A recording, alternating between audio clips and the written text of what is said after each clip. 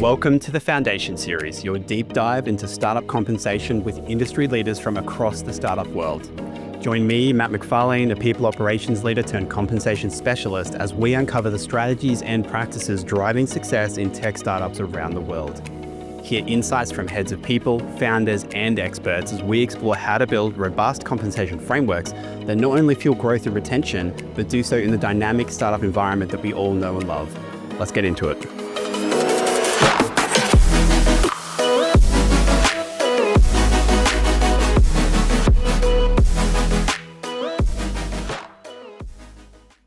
Today, I'm joined by Hallie Condon, VP of People at Chili Piper, on what it actually looks like to build AI deep into a people function.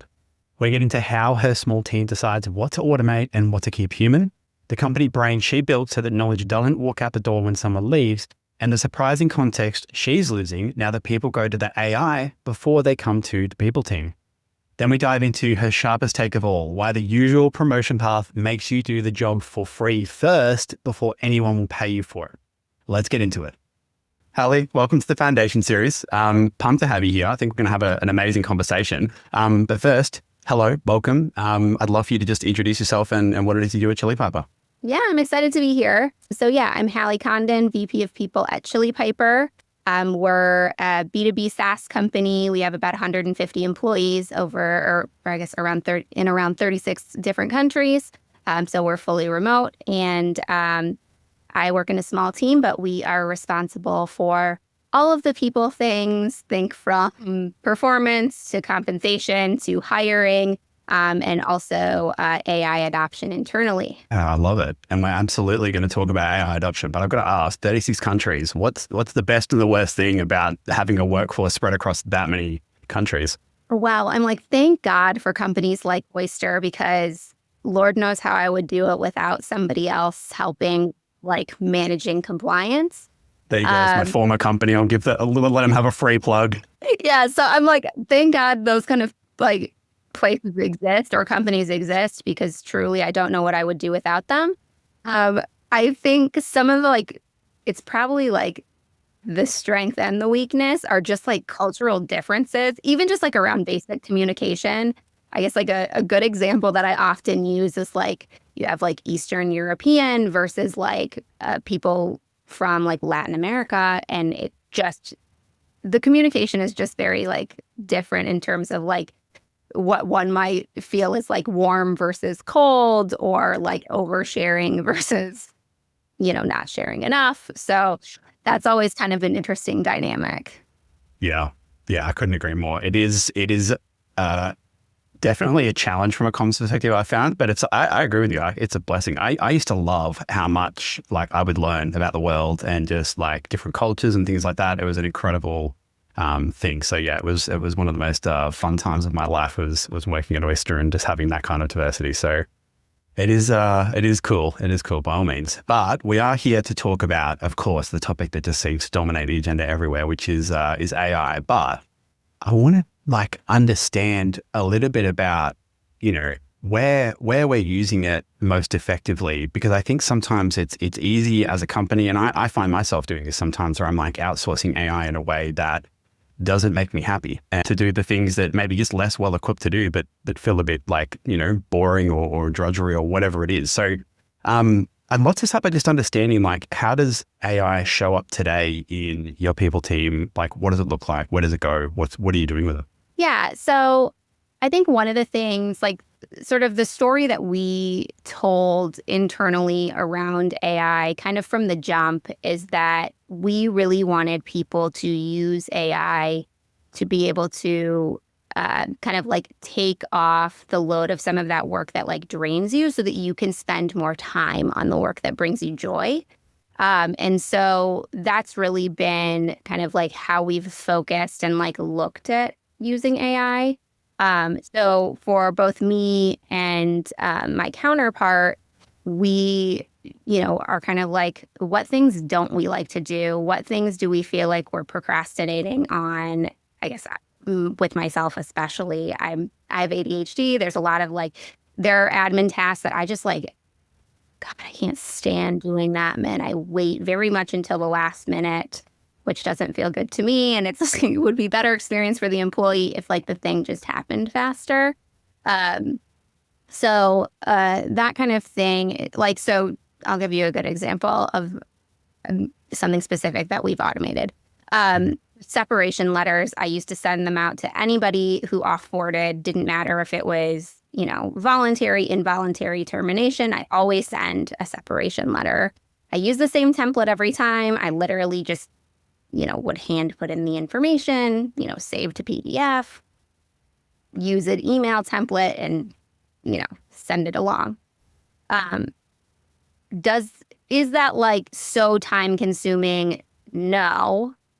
But is it? But those are the things you put up for every time? Yeah. Do I get joy from doing it? No. And so that was something I very quickly was like, I'm automating this. This is like, I do not need to be doing this. I do not need to spend my time. We already have workflows that could just trigger this to happen easily.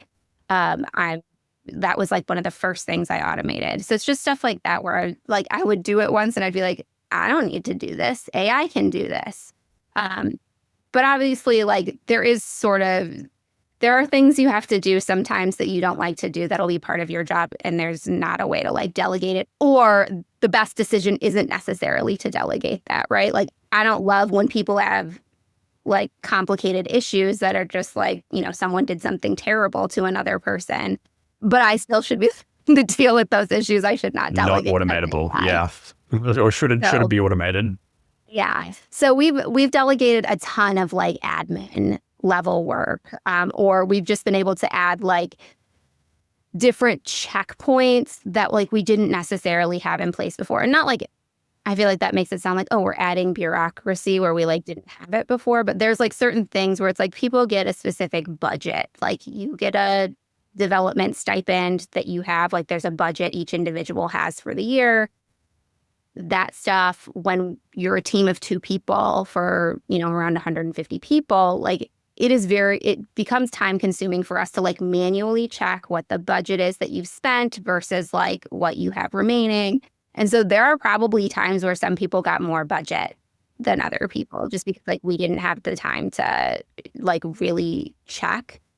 So AI makes something like that easier by allowing us to like have sort of that cross. Yeah, which is like I mean, A, I'm sure the finance team love it, but B, it's like, you know, it's giving you the ability to expand from only having the capacity to do kind of spot checks or like, you know, checks here and there to make sure that it is a process that's being applied, you know, fairly and consistently, and that no one's say inadvertently or otherwise taking advantage of it. Yeah, it makes a lot of sense. What's been so you mentioned we've kind of like, you know, we've thought about the jobs that aren't giving us joy. We've kind of taken that Marie Kondo lens to our role. Has there been like an approach to either like sizing some of those things or prioritizing them, or has it been more a case of just like, let's just make a big ass list and let's work through it and see how much we can just like get ourselves focused on the stuff we love doing and where that human touch is really important versus the stuff that it is? Yeah. So I think that I would love to be like, yes, we like had like this strategy of like exactly how we were going to do it. But the truth is like, we did not. We very much were like, I mean, because we've always like tried to automate as much as possible, and as much as like we're capable of automating. I think what AI has really done is like kind of close the gap in terms of like capability. Like instead of me having to go ask, like I would never actually ask an engineer, I'll be honest, like thinking about asking an engineer or knowing that I would have to ask an engineer to like do something, I would just be like, I guess we're just going to do that manually because I'm not going to ask them to take time away from the product that like makes our company money. Now, like I can do those things on my own. So I think also like from a company like culture standpoint, like we encourage a lot of curiosity and like experimentation at our company. And so with that being so highly encouraged, it really just felt like, let's try this, let's try that, let's see if this works. How about this? So I would say like not very much like strategy or like organization in terms of like what we were tackling. It was more just like, I don't want to do this thing again. Oh, I'm going to not do this thing again because I'm just going to automate it. So like as it sort of comes up, because I think that's also, there is, I think, some like benefit in doing that way in the sense that you're like in the process. And so you're like, oh, this is exactly how it works. I need to, like, I can outline this to AI. Like, here's sort of how the process works and how it should work. Help me figure out how to like automate this.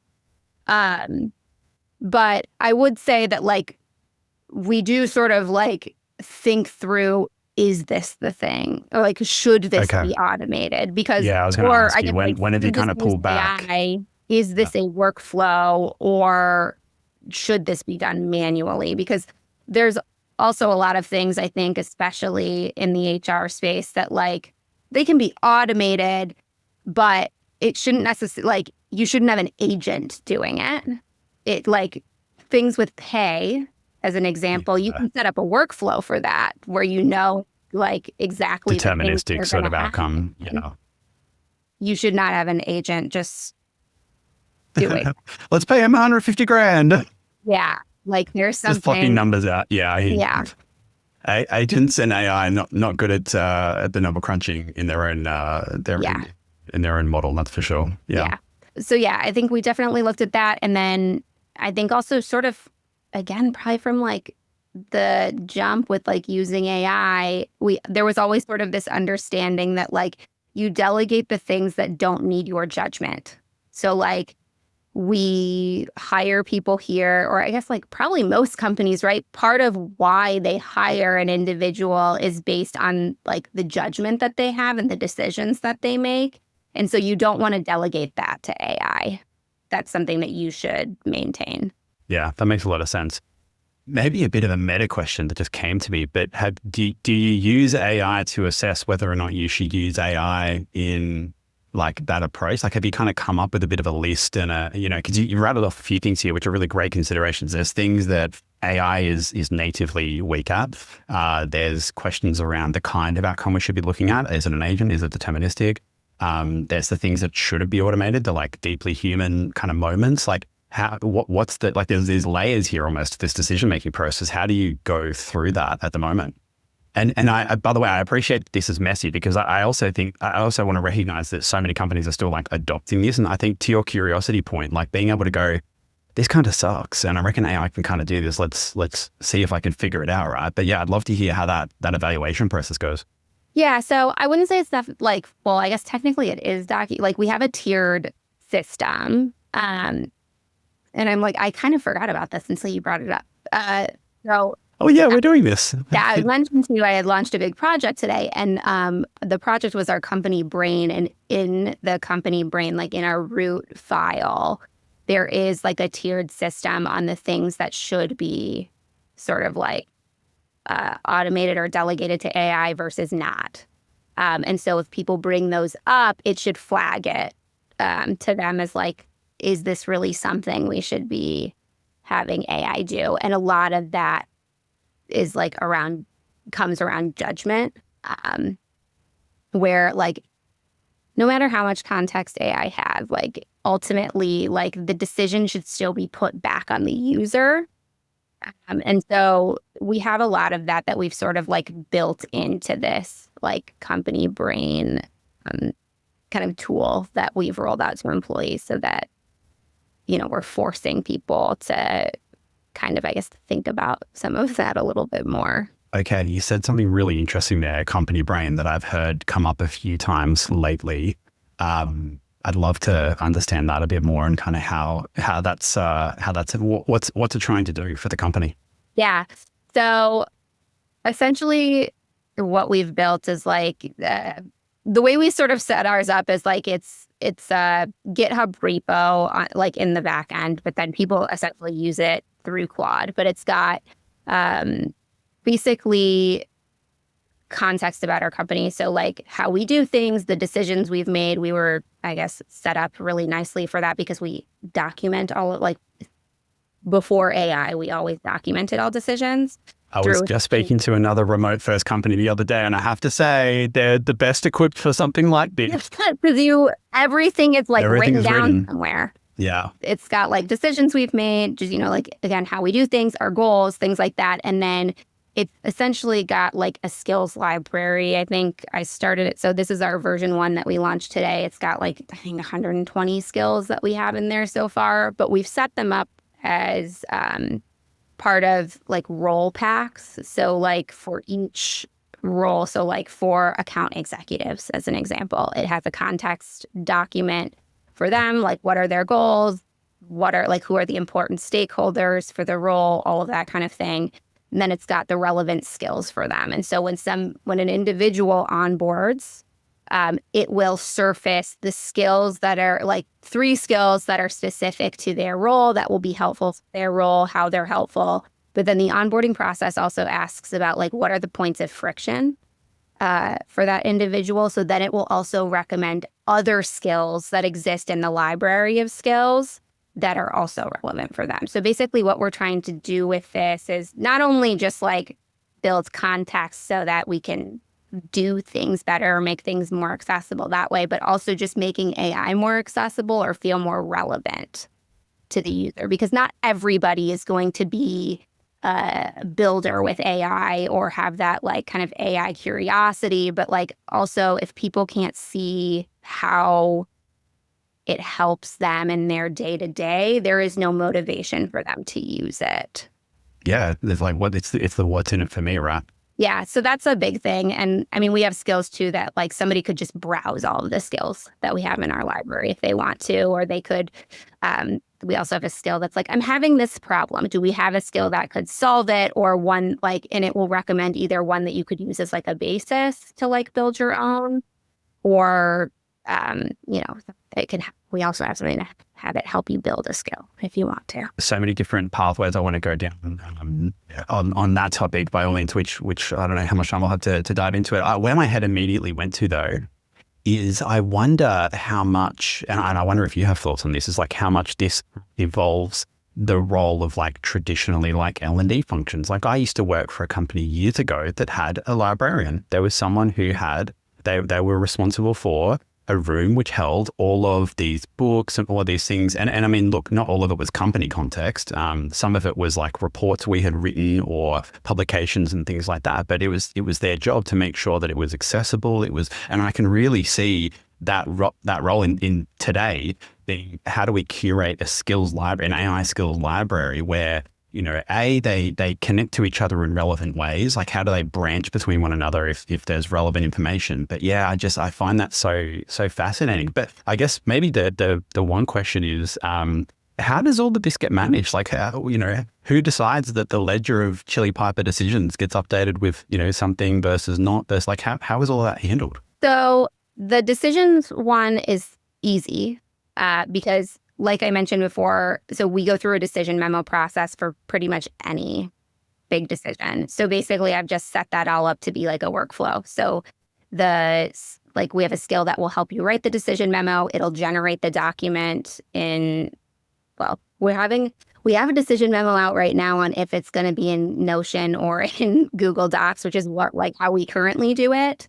But then that sends to a Slack channel, as it does right now, to surface it to everybody.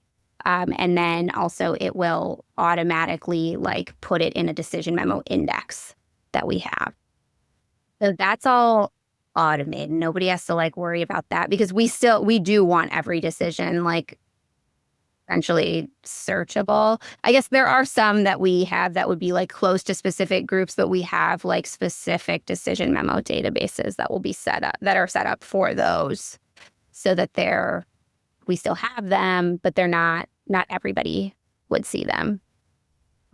So that one's a little easier, because we already sort of had a process in place, but it just makes sure that those things, the only new piece to that is the index of them, because right now, I guess before I had started building this, everything was just sort of in a Google Docs file, and there were a number of decision memos that are basically lost, because when somebody offboarded, they owned the decision the document, and it never got transferred to anybody. Yeah. Are you finding with, for example, attrition, are you finding that this concept, this company brain concept, is helping reduce, I guess, the big like risk with that the fact that people are ultimately leaving with IP, with with a know-how of how things work, and like, are you seeing either signs, either or signals or anything like that that's kind I of mean, having just easing? launched it, I guess I can't say for sure if there's Okay, yeah, there or not.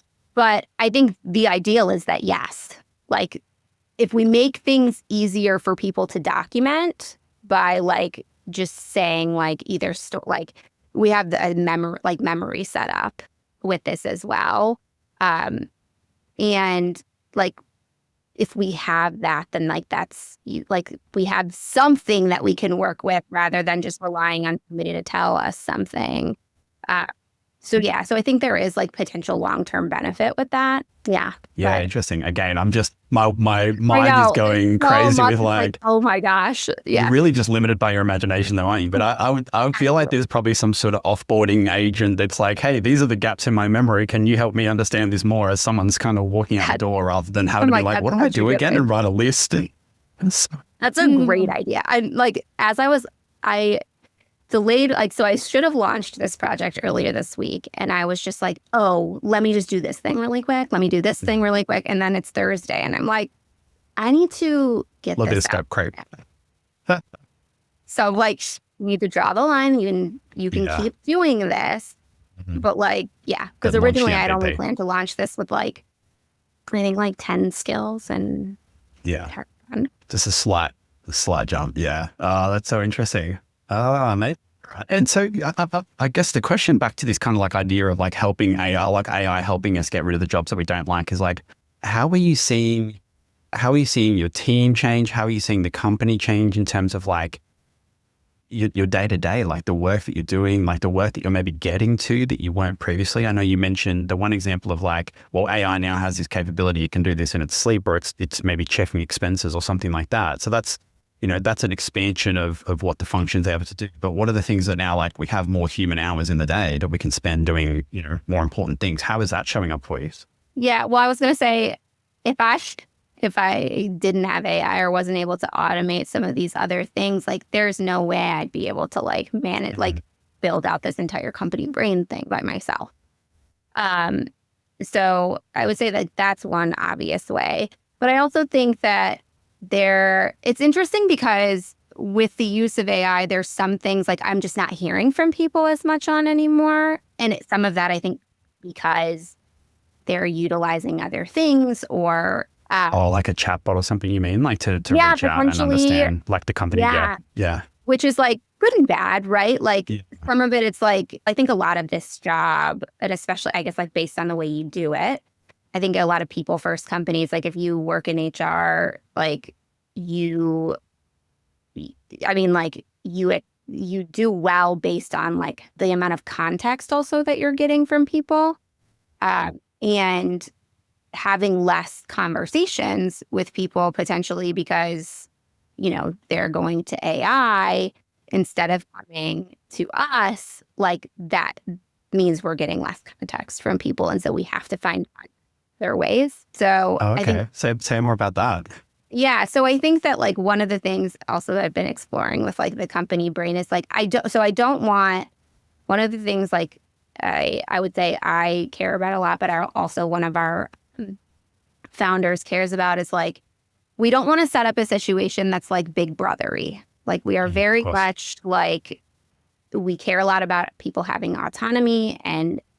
But one of the things I've been really thinking about is like, how do we get a sense of like what's going on or like sentiment without like being invasive, right? And so that's been something I've been kind of exploring. It's interesting though, because in some of the questions I've asked, I guess like my Claude setup has been like, oh, do you think that is like too intrusive? Like it's pushed back on me about like, I don't know if that like breaks trust potentially or like do some of these things. Because yeah, one of the things I had looked at is like on the memory side, would there be a way for me to just like get a high level general reporting of, I think it was sentiment is like what I asked.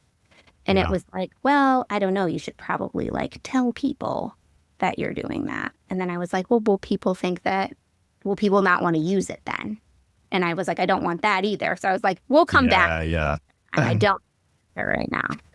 Is that a guardrail that you set up with Claude, or is it just natively was like? I think it must be in my context somehow, okay. or like it's gathered it from other conversations, because there's probably things that it suggested where I was like, no. Because like there are things we want reporting on, but it's like, I don't want people feeling like we're saving every Claude conversation that they have, because we're not.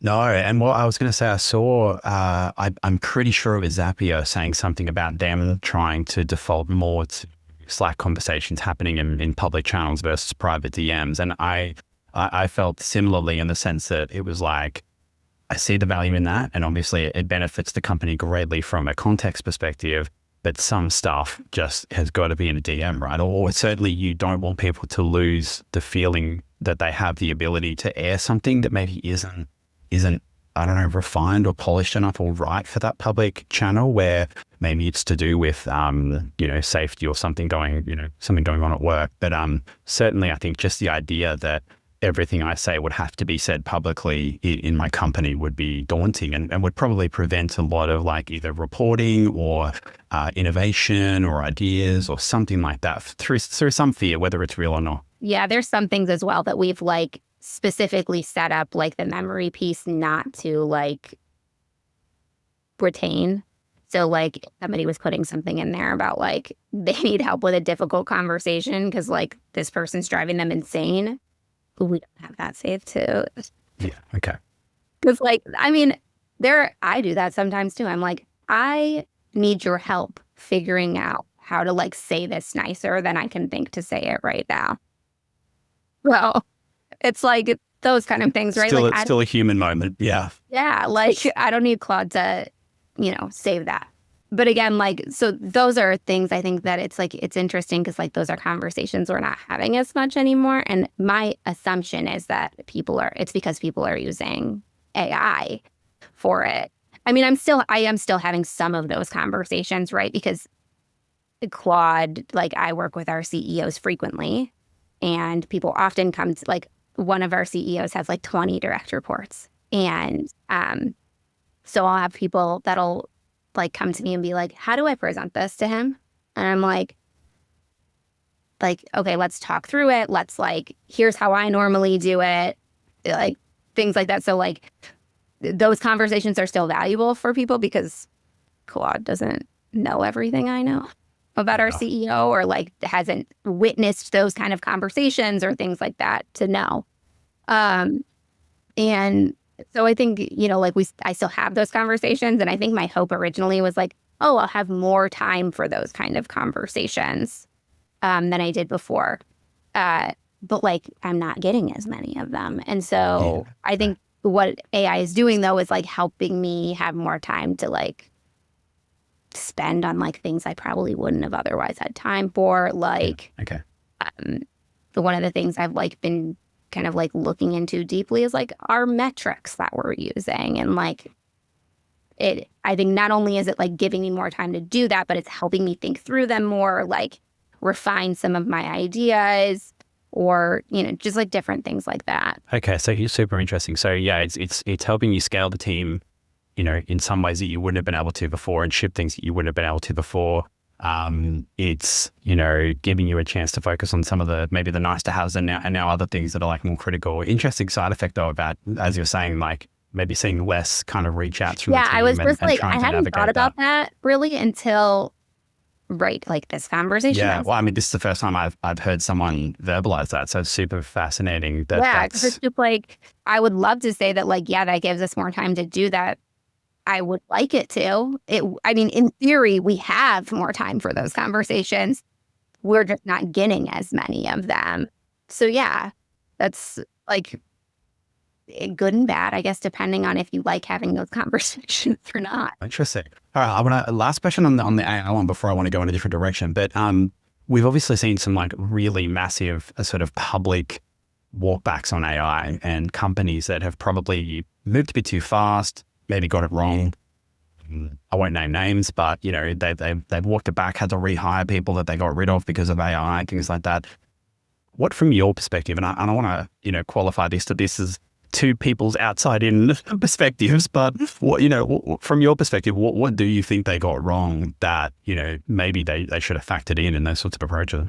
Yeah, and I think that the answer to this question is like probably evolving in some ways, like right now, or at least on the topics that, you hear about kind of in terms of like AI and like how companies are using it and stuff like that. I would say like my gut goes to like they were betting before testing. So like I think a lot of cases like people were like, oh, like we're going all in on AI and like we're just gonna like dive Hello. head first. Yeah, like but I think there's probably some like additional other motivating factors there too. Like probably overhiring. And so like, oh, this is a good opportunity to like. Yeah, so it's like under the cover of AI sort of thing. Yeah. So I think like that obviously like wanting to make financial cuts or like whatever that I think AI is like a good cover for that, or felt like it was probably. So I think that is a piece of it. I think right now, based on like what I feel like I'm hearing more about is like, I think that people didn't think through what the cost of AI would be. So I think that also probably goes to show more on that testing thing. Like they didn't test at scale. So like maybe they tested for like considering like it taking the job of like 2 people or like doing the work of 2 people. But like really they were trying to lay off 20 people. So like, oh, the cost of AI, if you're just thinking about it doing the work of 2 people, that seems like a small cost. But like having to have it replace 20 people is going to be a much bigger cost. Yeah, that piece is coming back to bite people now, isn't it? I see a lot of discourse about the cost. Yeah.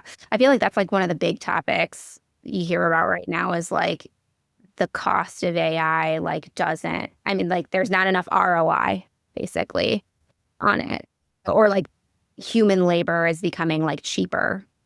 So yeah, I think there's also I feel like this like other element around like there is somewhat of a resistance, like people don't want to interact with AI. Like that is sort of starting to become, I think, a little bit more of a thing too. And so it's like, I guess if your customers don't want to interact with AI and they want to interact with a human, like don't you want to meet your customers' needs?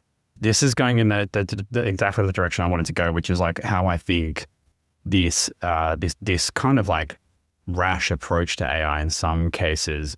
I'm not saying it's the entire reason, but I think it's certainly fueling the reason for a sentiment I have and see widely publicized, which is around this kind of like breaking of the employee bargain and like the contract and like that kind of relationship that used to maybe be relied upon.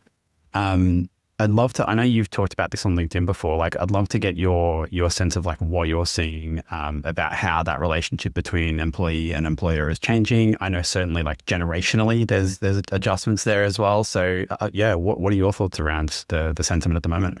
Yeah, so I definitely think that the employment relationship, like it feels like it's always been about pleasing the employer and not the employee. Like it's never been a balanced trade. I think like people talk about it like it is, but I don't like, I think especially employers, and I think I especially think about this when I think of like a lot of employers that are like, we're people first. And it's like, but you're still doing all the things that are like, you set all the terms. So what so that doesn't actually feel like you're people first. Cause I don't know. I could go on about that, but I think like the old way or like the traditional way ran on a lot of ambiguity. And I think that was like somewhat intentional. Like, and I think it always favored the employer. So it's sort of like this idea of like step up and do the work that like no one else owns. And like, maybe you'll get promoted or like, maybe you'll more. I think that was like that's never been a real contract. And like all like it was always kind of kept vague, I think, again. It's intentionally. been a real cultural norm though, hasn't it? Been quite pervasive. Yes. And I think that, people just sort of hoped that the company would, you know, give them that promotion or whatever. And then, yeah, they gave them the output and then the company kept the discretion. Yeah, we see that in a lot of ways, don't we? Like, I think of things like, I actually remember the first time I really kind of was like, about this concept is when the Netflix culture deck first came out. And this was like much earlier in my career. And I remember then talking about, and again, this is the first time I'd heard of it, but about unlimited paid time off. And the way they framed it was, we don't track when people work more than their 40 hours. So why would we track when they take, and look, there's a whole, for and against on unlimited PTO. I know. I'm like, I am in the camp of for, but like, I also am just like, there's a trade-off though, right? Like I don't know. But they're banking that just, that surplus, like you're saying though, right? Like as a company, if someone works 41 hours, the company benefits, the employee doesn't get anything out of that. And so that's where I think we're seeing this emergence of this kind of like, again, especially from Gen Z, this kind of concept of like, I work my 40 hours and I go home and like I do what's on my job description, like, and I go home, like, and I shouldn't be expected to do more. And in many ways, I'm very supportive of that because I think, so I'm millennial generation. Like I think we were very ideal at that, like I had ideals about that, but we were very bad at doing it. Like I think we still fell in line with like, I'll just do a few extra. Didn't back it up, did we? No. So we've kind of got this incoming generation where I'm like, you go, like you go to this. But I think it kind of threatens a lot of these norms that we had, right? Like I have been part of many a promotion process where we were like, this person is really knocking it out of the park. They're doing more than we expected them. And that's been a criteria that's factored into promotion. And so when we don't have that, or in a world where we don't have that, how are we promoting people? Like how does it change that approach? And I'd love to hear your thoughts about it. I'm like, I saw this in your prep question. I was like, this is a great question. And I like hadn't thought about it. And I was like, let me think through this. Cause like, it's a good question. Like you look at it today and it's like, it's almost like the criteria, like when somebody says like somebody's not ready, it's because they haven't like basically done the job for free for the company. Yeah, exactly. Yeah. It's like the job and the pay is always catching up to what they're doing, right? Yes. And it's always like, why? Like I get it, but like, I don't know.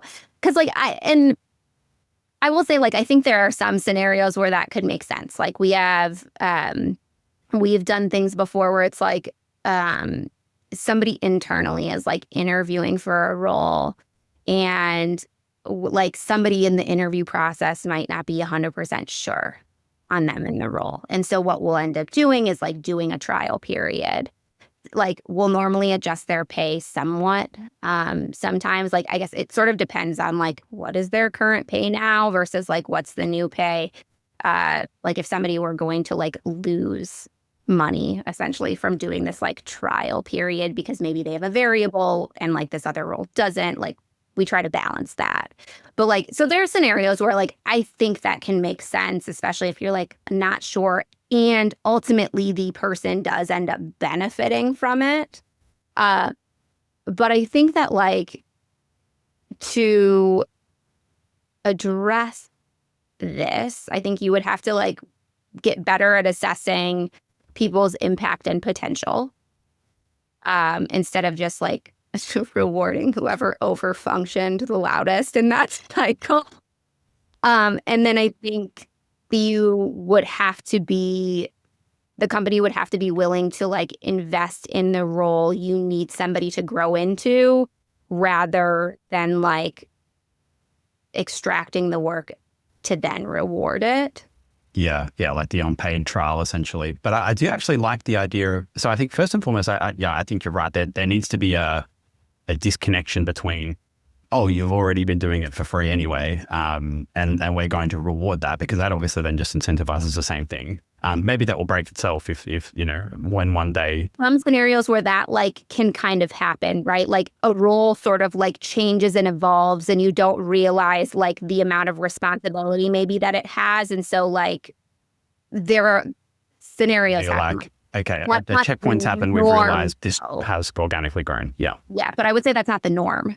So like you would have to sort of do it backwards and like, I think if you're a mature company, right, like you probably know we want, like, our intention is for this person to grow into this role. I wonder if there's like a way maybe we kind of do this in a way. So like, I would say that Chili Piper promotes kind of early. That's sort of how we look at it. And not to say that like someone hasn't been demonstrating that they like have the impact they need to like move up to the next level.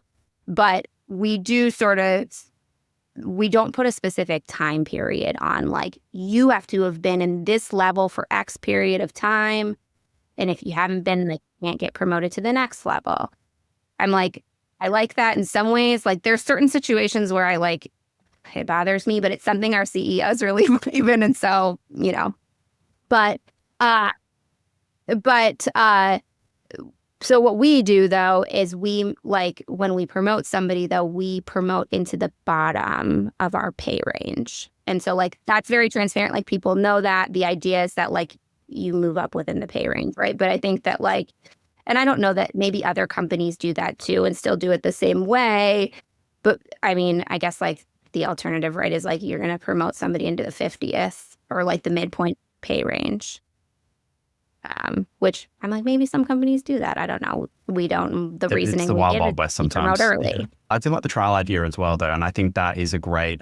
Look, does it require a little bit of like pre-planning around like, hey, we know we're going to have this opportunity, and we want to give someone a shot at it, and we don't want it to be based solely on them having done the free labor piece because we don't want to reward that.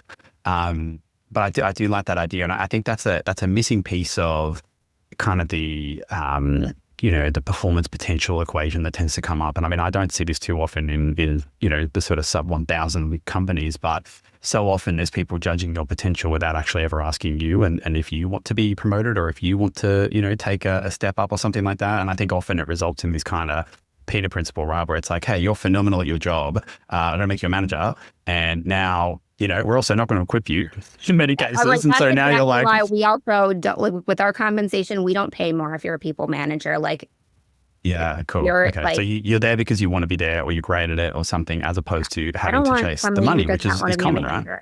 Being a manager. And also, I think that's a great approach. Some people are just like great ICs, and like just because you're a good IC does not mean that you're going to be a great manager. I'll tell you that right now. It takes a lot of patience, and there's like some top performing ICs just like, I don't know, they don't have the mindset needed necessarily to be a manager, but that doesn't mean that they shouldn't get paid for the talent that they bring or like the impact that they bring to the company. So yeah, but I think it makes me think, I wonder if there needs to be more expectation or open communication around that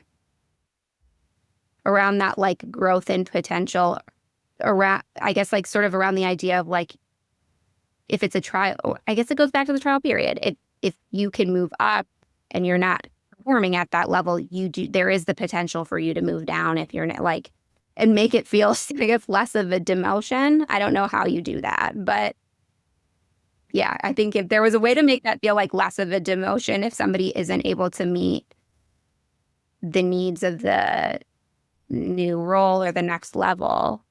But do you think it comes back to like it's the culture, right? From my perspective, like I know plenty of people who have stepped from a manager either down or sideways to an IC because they were like, yeah, look, I gave it a crack. I thought it would be interesting to try. Turns out it wasn't for me. I'm one of those people, in fact. Like I was a manager for a while when part of the reason that I decided to do my own thing was that I was like, oh, I really want to be back on the tools. I really want to be doing stuff and building, and I want that to be a substantive part of my role.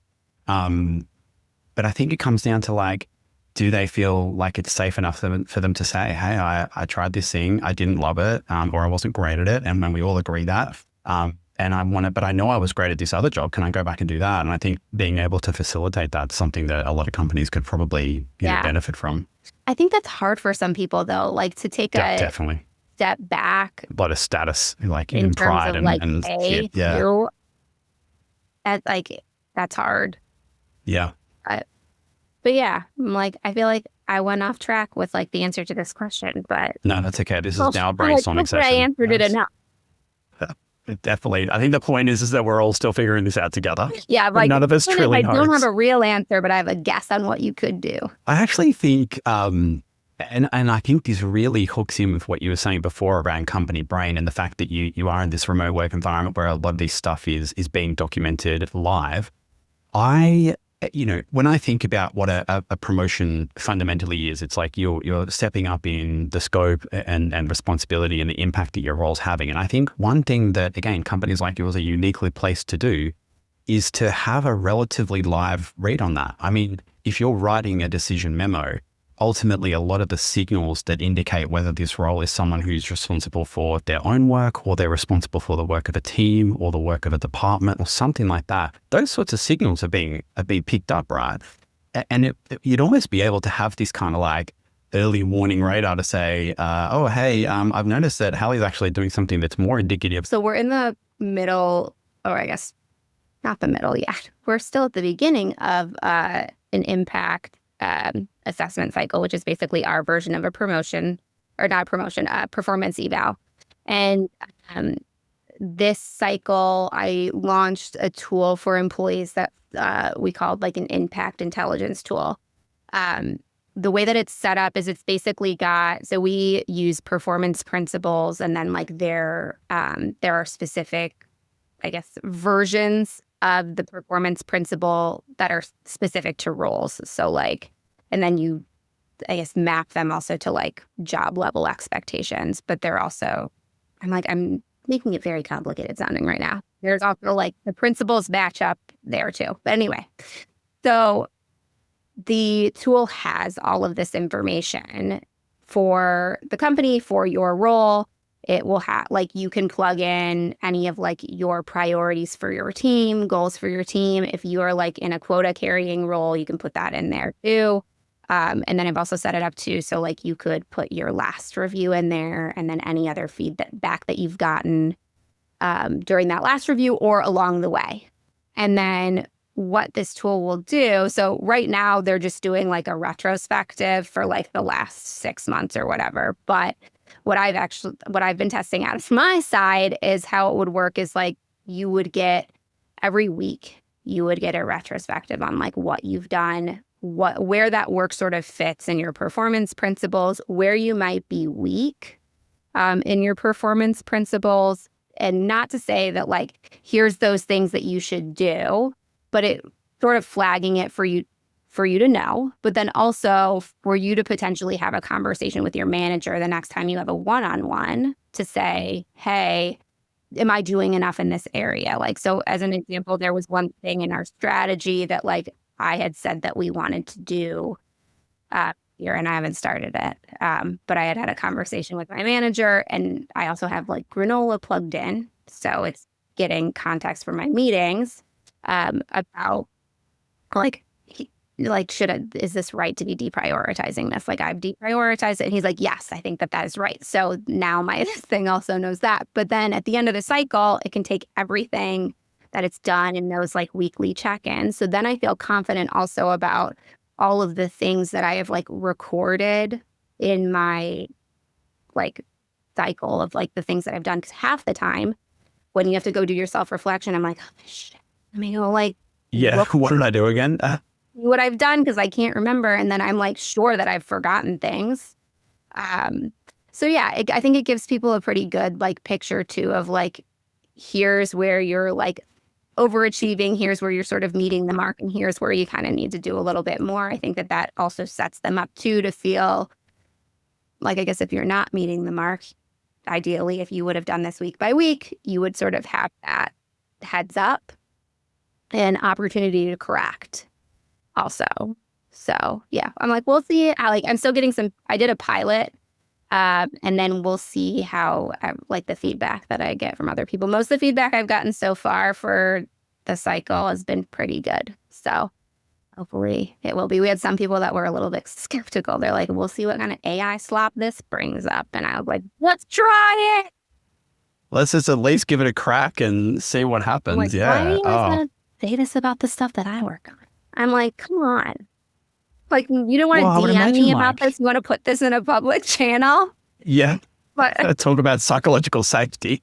Yeah, I was like, okay, We like have try but it or it's don't. going. I don't care, but it's there if you would like to use it. I mean, it sounds, oh, look, I mean, obviously we're nerding out a little bit about it, but it's like, for me, I think, one of the great obstacles for performance reviews is the time and effort that it takes and goes into actually having to do them. So I think for me, if it's an opportunity to smooth that process, not to mention like, as we all inherently love feedback. I think we know that much about ourselves, and the fact that you could have like a bit of a private kind of, aggregation at the end of the week to say, hey, here's some feedback that I've noticed. Look, will it require fine tuning? No doubt. But I would love something like that by all means. I'm going to think about how to do that for myself now. I don't know I'll have to come up with my own performance principles though. That's the only thing. I'm like, you can use AI to help you. Here's my idea. Help me put these in the principles. Cause like the way that performance principles were new to us last year. And the way that I even came up with those is basically like, asking our CEOs, who do you think of as top performers here and why do you see them as top performer? And then sort of like, I actually used AI to like help me kind of narrow the thing down. Cause yeah, I'm like, they had similarities and some differences obviously too. I love it. Well, we've covered a lot. I want to draw it to a close with one more question, but I mean, we've covered heaps. We've talked about how it's showing, how AI is showing up on your people team, kind of how it's augmenting the role, allowing you to do more things than, you would have been able to do as your small team, giving you plenty of opportunity to dive into some of these exciting new initiatives around, performance management and company brains and things like that. If there was one thing that a head of people that's listening or anyone in the people function that was listening takes from this and acts on it, what would you want it to be? I think there's kind of two things. First of all, if you're not kind of like in the AI talks at your work, I would like very much encourage you to be part of that and just to be curious and try different things, because you might be behind right now, but you can get caught up just as fast as you're not behind. So I would say I would encourage people to do that, because I think like the world is your oyster in terms of like what you do. I think the other thing I would say is like, I think people should be proactive about thinking about balance and reciprocity in terms of like the employer-employee relationship. I would say like you should start measuring or thinking about metrics with that in mind, or maybe even just like start by picking out one metric that you like actually report on and ask like whose balance sheet that shows like that, scored from.